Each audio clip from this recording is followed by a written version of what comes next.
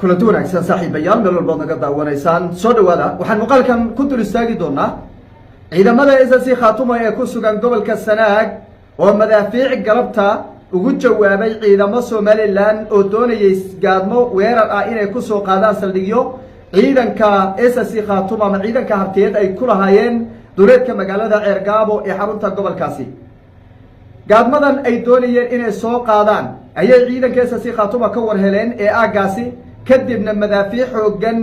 ayaa ooda looga qaaday labada dhinacba istiraasaasay xoogan ayaa dhaxmartay waxaana dul istaagi doonaa deegaanka ay weerarka ka soo qaadeen halka ciidanka SSC Khaatumo ay kaga sugan yihiin duleedka magaalada Ceergaabo inta kiiloomitir ay u jiraan iyo sidoo kale ciidamada halkaasi isku hor fadhiya waxaa dhanka kale iyadana dul istaagi doonaa shir muhiim ah oo maanta u qabsoomay madaxweynaha Puntland Saciid Cabdulaahi Deni suldaanka guud ee beelaha Warsangeli Suldaan Saciid Suldaan Cabdisalaam oo maalin dhaweydna go'aankii shirkii weynaa ee maalmaha socday ee beelaha Warsangeli degmada Ceelbuux uga socday hoosta ka saxiixay haddaba shirkan iyo waxyaabihii looga arinsanayay iyo sida uu ku soo gabagaboobay iyo qodobada muhiimka ee ay isla qaateen suldaanka iyo sidoo kale madaxweynaha Puntland Saciid Cabdulaahi Deni ayaan iyadana dul istaagi doonaa waxaan sidoo kale iyadana mid iyo laba aan ka dul istaagi doonaa xogihii ugu dambeeyay hawlgallada ciidanka Puntland ay ka wadaan buuraha Almiskaad ee gobolka Bari guulaha waaweyn ee taariikhiga halkaas ay ka gaadheen ayaan iyadana dul istaagi doonaa hadalay soo dhawaada boqolka like saara aragtidiina noogu reeba qaybta commentiga aynu ku bilownay galabta isturiyeyn baa horta dhaxmartay madaafiicda hoo bariiska la isiri ciidanka SSC Khaatumo ee ku sugan gobolka Sanaag iyo sidoo kale ciidamada maamulka Somaliland ee ayagana ku sugan duleedka Ceergaabo ayaa fooda isdaray dagaal foolka foolo isku muuqda ma dhaxmarin laakiin waxaa dhaxmaray madaafiic gigta la iska galiyay waxba la isku reebanin ciidanka Somaliland ayaa ku soo dhawaaday saldhigyada ciidanka hartiyeed ay ku leeyihiin deegaanka Masagan oo 8 kiiloomitir u jirta magaalada Ceergaabo kadibna markii ciidankan ay ogaadeen in ciidan ku soo foodlay oo ku soo dhow yahay oo weerar gaadma ay doonayaan inay ku qaadaan ayaa la yidhi hooya waxaad soo doonateen waate madaafiic baa gagta laga geliyay si fiican baa loo garaacay kadibna way carareen oo dib ayay ugu noqdeen saldhigyadoodii iyo fariisiimihii ay ka soo kicintameen ciidamadan hadda SSC Khaatumo iyo weliba kuwa beesha Warsangeliba duleedka magaalada Ceergaabo ayay ku sugan yihiin si wada jira weliba saldhigyada meel walba waa wada joogaan ilaa waa laga heshiiyay khilaafkii markii hore iyo madmadowgii Somaliland ay ka dhex shaqeynaysay ee ay lahayd waxa weeye Warsangeliyo dhulbaanta magaalada inaga qaad dhulbaanta ciidankiisa mid la midoobaysa la lahaa wixii waa soo dhamaaday wixii maadaama uu soo dhamaaday Ceelbuuxna lagu heshiiyay odayaashii gudina loo saaray oo la isla qaatay in dalka iyo dadka iyo nafta iyo maalkaba la difaacdo oo magaalada Ceergaabo maatida ka soo qaxday laga kiciyo cadawga ku soo duulay oo dib loogu celiyo ciidamadu marka waa isla joogaan waa ciidan SSC Khaatumo weeye wax la kala dhaayay hebel iyo hebel ma jiro la maamulkaaba hadda meesha marka hore ku sii sugnaa marka maamulku wixii dib laga samaysanayo iyo sida loo shiiray waa baab kale ciidamadu marka waa ku sugay meeshay joogaan marka magaalada Ceergaabo ay kulaalayaan oo gooyaha ay ka kulaalayaan waxay sugayaan oo kaliya in amar laga wada midaysan yahay hal mar la yiraahdo hadda inoo tahay gala inta uu bay sugayaan galabta marka ciidamadan Somaliland oo gaadma ayaa soo shaqo tagay oo Masagan bay waxay dheen meeshan Masagan ee ciidamadan ay ka soo hadlayaan hartiyeed ma xogaa ka soo waxaysataan baa leeyay oo bal inaad wax ka heshaan xagga marka loo soo shaqo tagay iyagoo soo gaarin baa marka laga warhelayba halkaas baa marka madaxa la wada jabiyay khasaaraha dhimashada iyo dhaawaca lama ogaan karo laakiin madaafiic badan ayaa lagu harqiyay oo goobtii ay ka soo kacintimeen hadaan ay soo marayeen afka laga galiyay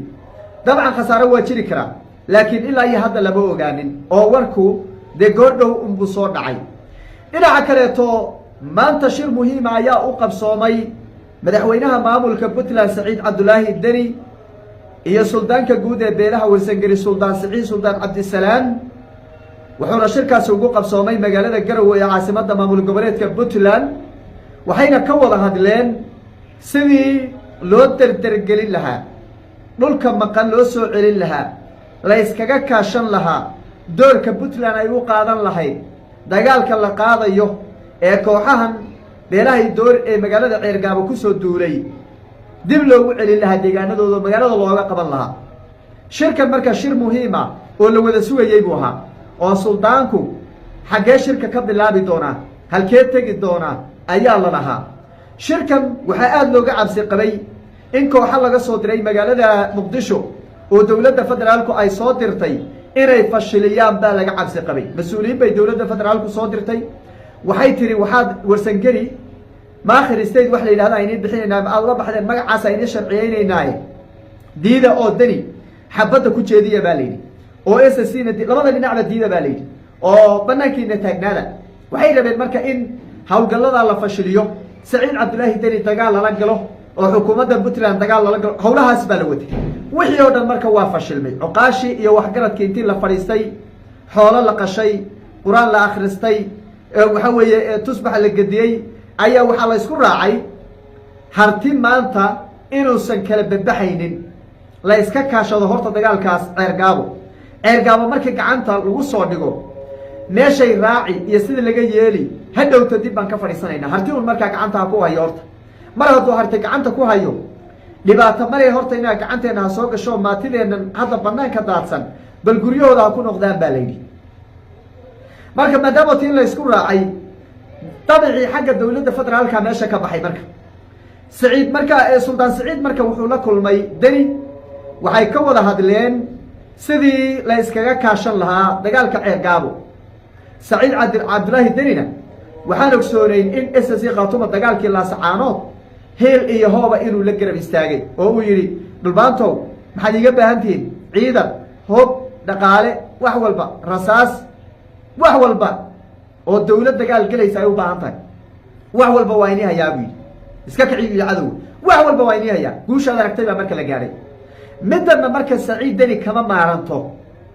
sababtoo ah isaaq oo dhan oo weliba wata gabooyadiisii akishihiisii girgurihiisii garamgaramkiisii wixiisi wata ayaa meesha taagan oo kuu dowladaynaya jabhadihiisina wata waxba kama hadhin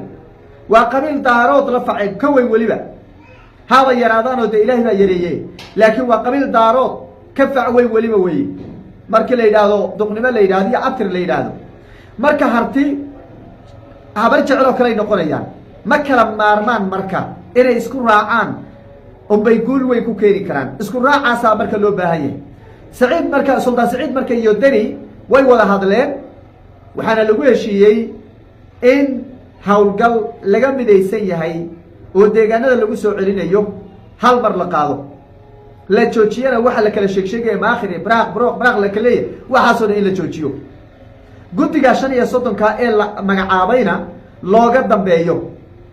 isgarab orodna aan la samaynin hoostaa laga wada xariiqday marka shirkan shir muhiim ah guul weynna u ah beelaha harti iyo ummadda soomaaliyeed ee midnimada jecelba guul weynna ay ka soo hoyin doono dagaalka ceergaabo ayuu ahaa guul iyo gobonnimaan leenahay dhinaca kaleeto puntland weli howlgalladii waa wadaa iyagoo buuraha galgalo ku jira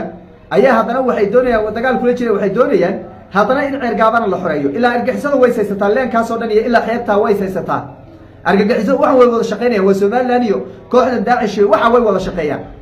marka haddaan lagu bilaabin oo ceergaabana lagaga bilaabin xaggana lagaga wadin dee awood bay helayaan oo way iskaashanayaan marka waxaa la rabaa in xaggana lagaga dhufto xaggana lagaga dhufto labadaba marka puntland diyaar bay u tahay waana dowlad awood looda ciidankay hayso puntland dhinac walbay ka dagaalami karaan